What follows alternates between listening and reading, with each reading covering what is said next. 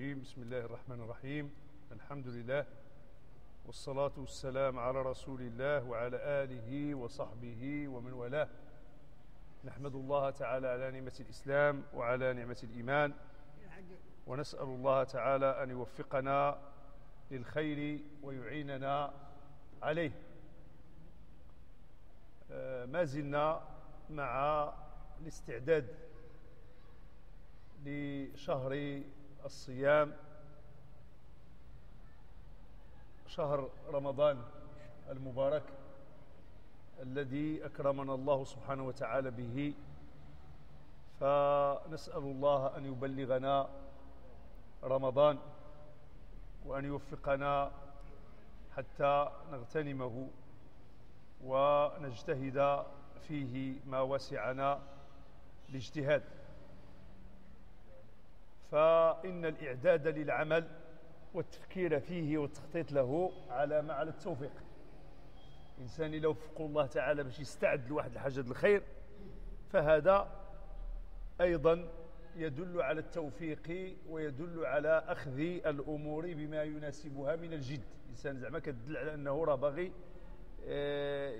يعني يستفد من المسألة المتاحة له بما يستطيع من الجد. وكذلك هذاك الاستعداد كيدل على أنه على الصدق في النية والقصد، لأن الإنسان إذا حسنت النية ديالو في استعداد رمضان فهو يستعد حقيقة ويهيئ لهذا الأمر، كما قال الله سبحانه وتعالى في شأن المنافقين، قال: ولو أرادوا الخروج لأعدوا له عدة. كون بغاو فعلا يجاهدوا راه يوجدوا راسهم.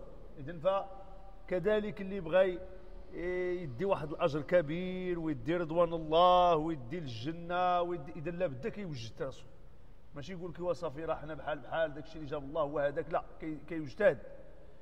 ورمضان في الواقع هذا يستحق المقدمات ويستحق الممهدات حتى تصلح النية وحتى يصح العزم وحتى تقوى الإرادة ويكتسب العلم، وخصوصا ما تصح به العبادة ويكون به القبول. إذا لا بد الإنسان يحصل على الأقل من العلم ما يجعل عبادته مقبولة عند الله تعالى. مقدمات تمهد الاستفادة من الطاعة وتضمن إلى حد كبير الثمار المرجوة. يعني الإنسان عنده واحد المقصد ديال واحد الثمار، فخصه يهيئ لها ما يستطيع من الأسباب. أول ما يكون به هذا الاستعداد هو العلم بحكم الصيام ومعرفة مقاصده وأحكامه. الإنسان يعرف الحكم ديال هذه الفريضة ويعرف لماذا، علاش هذا النوع من العبادات، ويعرف أيضا أحكامه ويعرف أركانه ويعرف شروطه ويعرف مبطلاته ويعرف مكروهاته ويعرف سننه ويعرف فضائله. إذن كاين ما نعرف في هذا ونتذكر بطبيعة الحال. فالعلم كما تعلمون أيها الأحبة سابق على العمل. أي عمل كنبغيو نديروه خصنا نشوف شنو قال فيه الله تعالى، وشنو هو الهدي ديال النبي صلى الله عليه وسلم، وشنو هي أقوال العلماء في هذا الأمر. وهذه المسألة هي شرط في الصواب باش يكون العمل ديالنا يعني موافق للسنة، وباش نجتهدوا نوصلوا لدرجة الإتقان ودرجة الإحسان، كما جاء في الحديث: من يريد الله به خيرا يفقهه في الدين. اللي بغى الله تعالى به الخير كيوفقه باش يستعد بالعلم. والصيام من أركان الدين. ومن الاستعداد أيضا معالجة النية. إذا نعاود نقدو النية ديالنا حتى نقصد بالصيام وجه الله تعالى. ماشي كنصوموا غير حيت الناس كيصوموا، ماشي غير كنصوموا حيت هو عادة من العادات، وإنما نصوم استجابة لأمر الله تعالى. والسعي لنيل مرضاته ودخول جنانه. إذا نفعله طاعة لله، نريد بذلك مرضاة الله، نريد بذلك دخول الجنة والنجاة من سخط الله تعالى والنجاة من أليم عقابه. إذن فالمقصود بالنية في الصيام،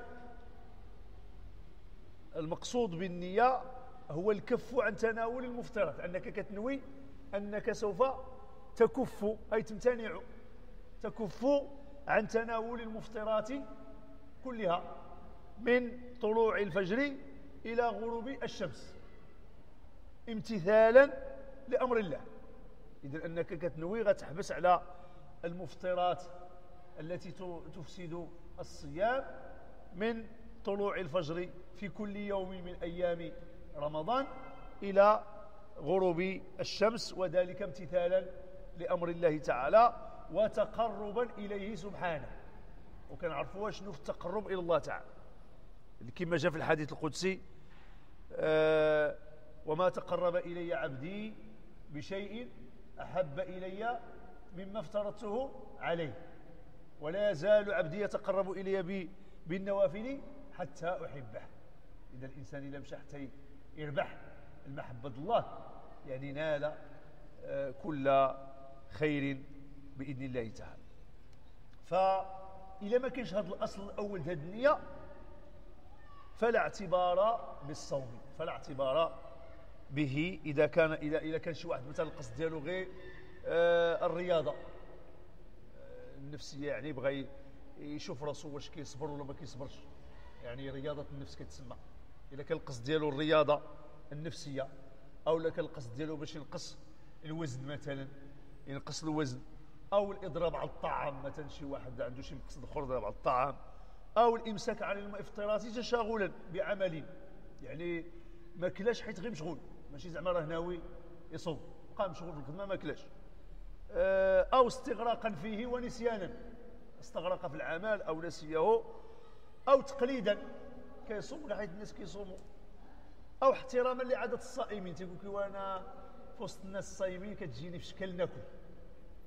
هذا الشيء كله اللي جبدنا دابا هذه كتخالف النية، بمعنى هذا ما عندوش نية، هذا اللي ما كياكلش حيت بغى يدير الرياضة، يشوف راسو واش كيقد يحبس على الماكلة واحد المدة وما يشربش واحد المدة، أو لا هذا اللي باغي الريجيم ونقص الوزن، أو هذا اللي داير الإضراب على الطعام مثلا، أو هذا اللي داير يعني مشغول على الماكلة ما ماكلاش، أو من باب التقليد، أو احترام العادة ديال الصائمين، أو خوف من القانون. شي واحد يقول قصدي وانا ما خفت يمشي حيت كاين تطبيق القانون، يعني الإفطار العلني في رمضان راه فيه واحد العقوبة في القانون المغربي، تيقول هو غير ما خايف من القانون، أو غير ذلك من المقاصد. إذا كانت عنده هذه المقاصد هذه كلها وما كانش عنده هذاك اللي قلنا الكف عن المفطرات من طلوع الفجر إلى غروب الشمس تقربا إلى الله تعالى، داك الشيء كله فلا يقبل الصيام إلا بنية معتبرة، لا يقبل الصيام إلا بنية معتبرة، كما قال تعالى: وما أمروا إلا ليعبدوا الله مخلصين له الدين حنفاء. إذا الله تعالى يريد لك أن تخلص في عملك فتقصد بوجه الله. أنت كتصوم حيث بغيتي التقرب لله، بغيتي به العبادة لله، ماشي كتصوم حيث الناس كيصوم، ماشي كتصوم حيث كدير رياضة نفسية ولا كذا، ماشي كتصوم حيث دير الإضراب على الطعام، ماشي كتصوم حيث باش تنقص الوزن. هذاك الشيء يعني ديك الريجيم وديك الأمور إلا جات الفائدة في الطريق، كون الإنسان كيستافد صحيا راه مزيان، ولكن ما تكونش هي المقصود، ما تكونش هي المقصود. وقول النبي صلى الله عليه وسلم: إنما الأعمال بالنيات. إذن هنا كيقدر واحد جوج الناس هاهما بجوج ما كياكلوش، ولكن واحد راه مقبول منه الصيام، واحد غير جايع وصافي. إذن هذاك اللي ناوي به أن يتقرب إلى الله فهو بصدد عبادة، والآخر اللي ناوي الرجيم راه عنده الرجيم صافي، ما عندوش شي حاجة أخرى، باش نكونوا واضحين. وكان النبي صلى الله عليه وسلم يبشر أصحابه بقدوم هذا الشهر، وعادة لا يبشر، عادة ما كتكونش البشرى إلا بشي حاجة اللي كتفرح النفوس وكتدخل عليها السرور. النبي صلى الله عليه وسلم لما كيبشر صحابه تيقول لهم اودي راه جايكم واحد الفرصه، واحد المناسبه، فخصنا نعاودوا نسمعوا ديك البشرى اللي قال النبي صلى الله عليه وسلم. فقد روى النسائي في سننه عن ابي هريره رضي الله عنه وصححه الألباني عن النبي صلى الله عليه وسلم قال: أتاكم رمضان شهر مبارك، أتاكم رمضان شهر مبارك، فرض الله عز وجل عليكم صيامه، فرض الله عز وجل عليكم صيامه. أشنو الخيرات اللي فيه؟ تفتح فيه أبواب السماء، تفتح فيه أبواب السماء، وتغلق فيه أبواب الجحيم، وتغلق فيه أبواب الجحيم، وتغل فيه مردة الشياطين، أي دوك العفاريت تيكونوا مصفدين، بمعنى كتلقى البنادم تيولي ساهل. أنتم كتلاحظوها شحال الناس كيوليو ساهلين، الحمد لله، غير تقول له صلي يلاه يمشي يصلي الجمعة تيعمرو. إذن بمعنى أن فعلا كيبان لنا الأثر ديال أن فعلا هذاك الشياطين واحد العدد منهم المرضى ديالهم والعفاريت ديالهم يعني تصفدوا وتغل. وثم تيقول النبي صلى الله عليه وسلم: لله فيه ليلة، لله فيه ليلة خير من 1000 شهر. إذن يبشرنا لكي نستعد أن فيه الصيام وفيه كذلك القيام، وفيه واحد الليلة اللي دركها بحال اللي عبد 83 عام وأشهر، ليلة واحدة إلى الإنسان فاز بداك الخير. ولهذا قال النبي صلى الله عليه وسلم: من حرم خيرها فقد حرم.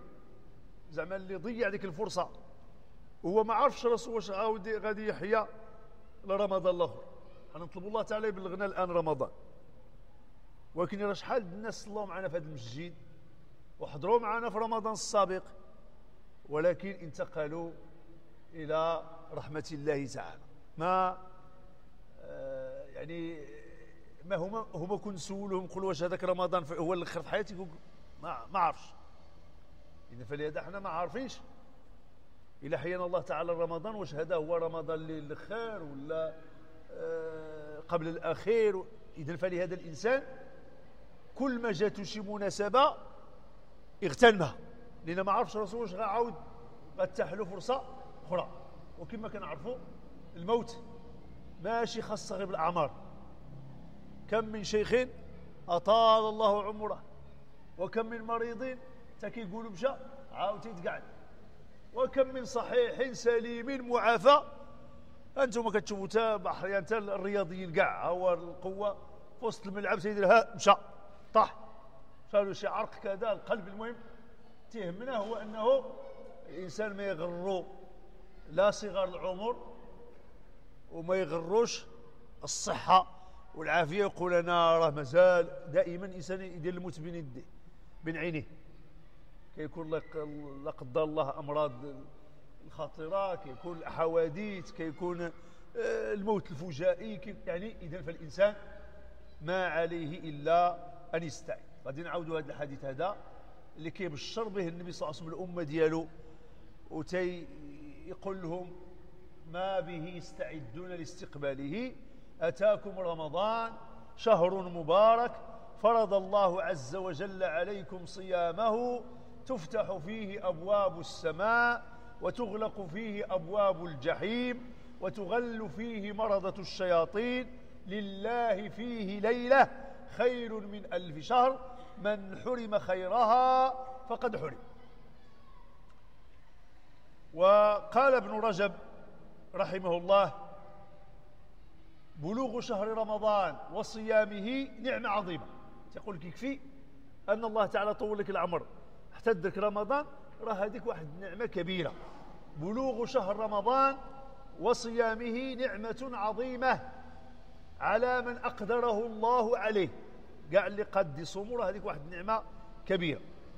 ويدل عليه حديث الثلاثة الذين استشهد 2 منهم ثم مات الثالث على فراشه بعدهما، فرؤي في المنام سابقا لهما، فقال النبي صلى الله عليه وسلم: أليس بعدهما كذا وكذا صلاة وأدرك رمضان فصامه، فوالذي نفسي بيده إن بينهما لأبعد مما بين السماء والأرض. إذن هادو واحد ثلاثة مثلا في جهاد جاهدوا، جوج استشهدوا ديك الساعة، وواحد طال به العمر حتى لواحد الوقت عاد مات. إذن يعني لما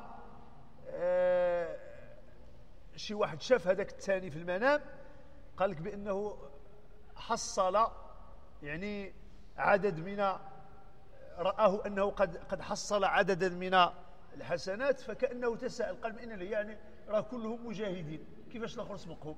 أشنو قال لهم النبي صلى الله عليه وسلم؟ قال: أليس بعدهما، يعني من بعد ما ماتوا ذوك الجوج، أليس هذا قد صلى صلوات كثيرة والآخرون قد انتهى أجلهم، وأدرك رمضان فصامه، فوالذي نفسي بيده إن بينهما لأبعد مما بين السماء والأرض.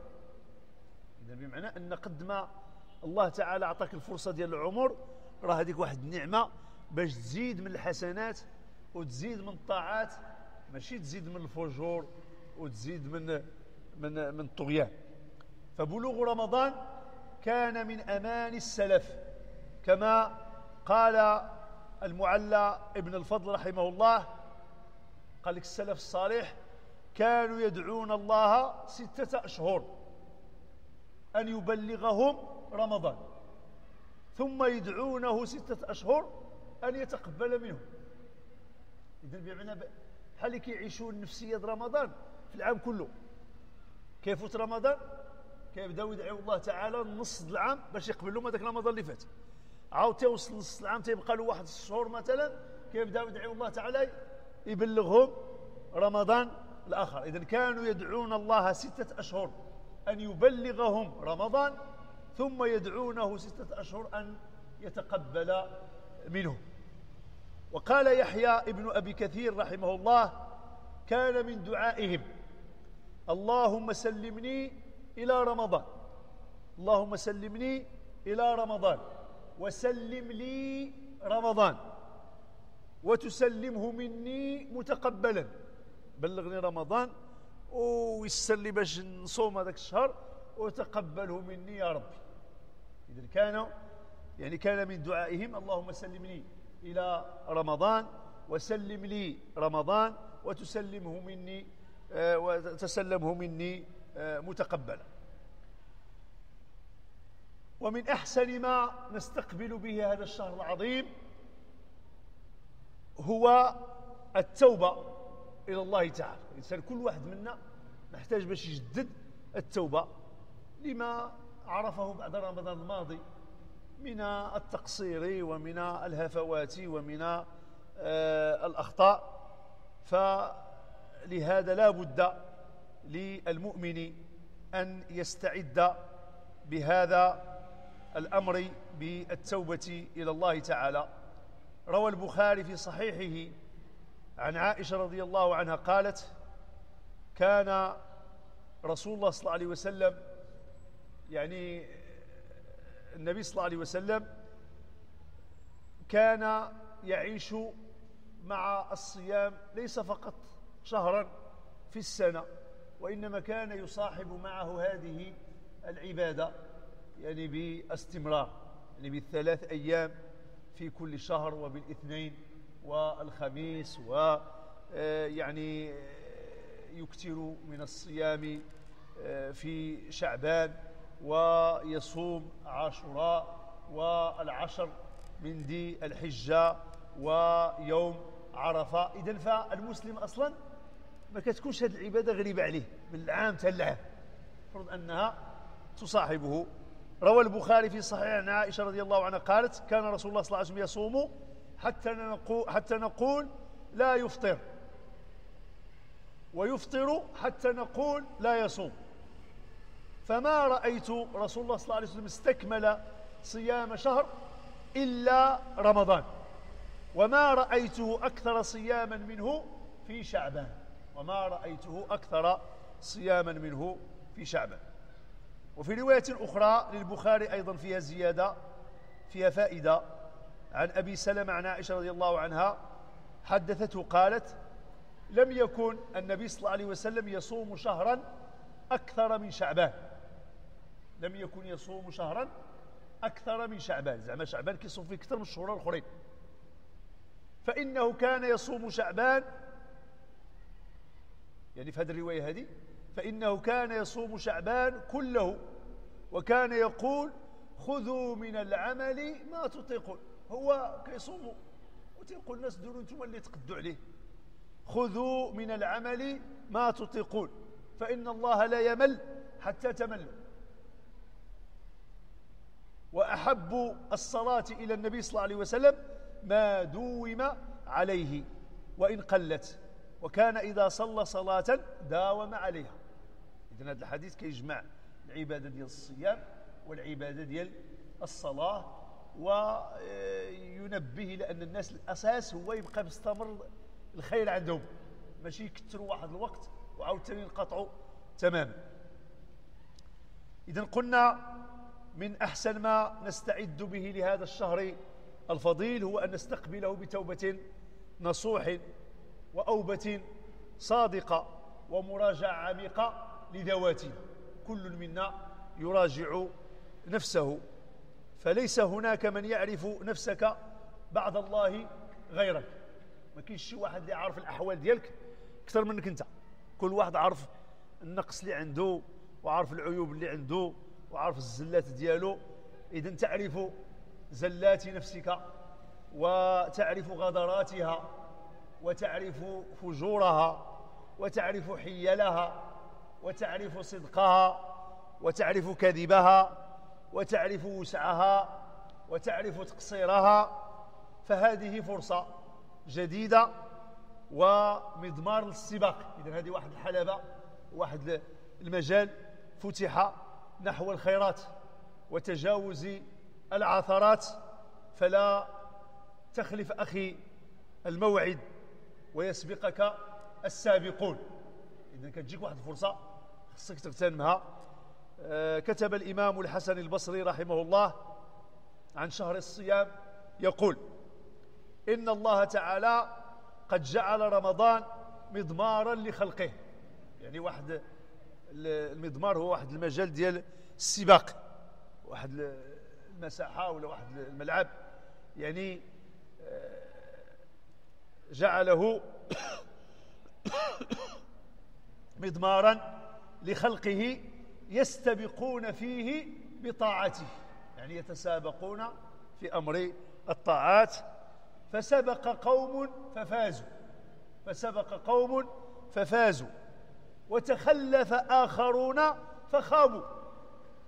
إذن كاين اللي اغتنم رمضان والحمد لله ملأه بالخيرات، ملأه بالصيام الحقيقي، وملأه بتلاوة القرآن، وملأه بذكر الله تعالى، وملأه بالعلم النافع، وملأه بالجود والكرم، وملأه بالمرابطة في المسجد، وملأه بالعناية بالتراويح وبالتهجد، وملأه بأن يجلس مثلا في المسجد ما عنده ما سال الأعمال ديالو كذا غيبقى غير مفتون تيجي مثلا من العصر ويبقى في الجمع حتى المغرب، ها هو بين الذكر وبين تلاوة القرآن وبين سماع العلم، والحمد لله يستفيد.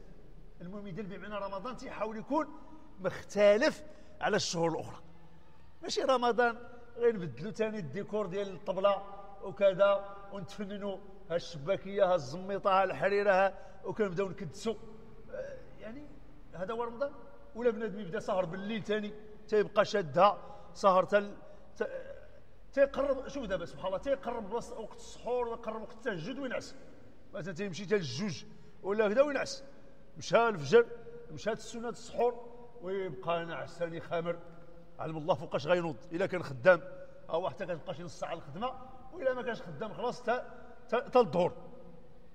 اذا هذا تيقلب الليل والنهار. الله اكبر.